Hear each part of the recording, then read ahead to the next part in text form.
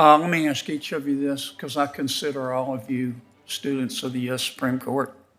What do you think will be the impact on the United States Supreme Court and people's respect for it as a result of this leak about the draft opinion in the Mississippi abortion case? We'll start on this end, and then I'll let Professor Payne rest a minute.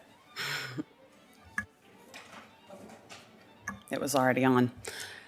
You know, it's an empirical question. I really couldn't say. I think that the leak, the substance of the leak, which shows that the court is going against the majority of the country, is much more damaging to the legitimacy than the leak itself.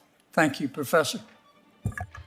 Well, the leak last night's obviously outrageous and should be taken very seriously, but I have a lot of confidence in the court and the American public, and I think that the Supreme Court is going to rise above the circumstance and, as it's done for decades, apply the rule of law and issue a decision that it believes reflects the constitutional principles in the Dobbs case and all others, and trust that the Chief Justice and the court will be able to resolve and issue an honest opinion quickly. Okay. Professor Frost?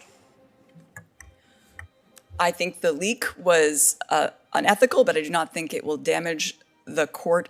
And I think far more damaging to the court was the failure to fill a seat for nearly a year when a nominee by then President Obama was pending and not acted upon. Okay. Professor, you're a professor too.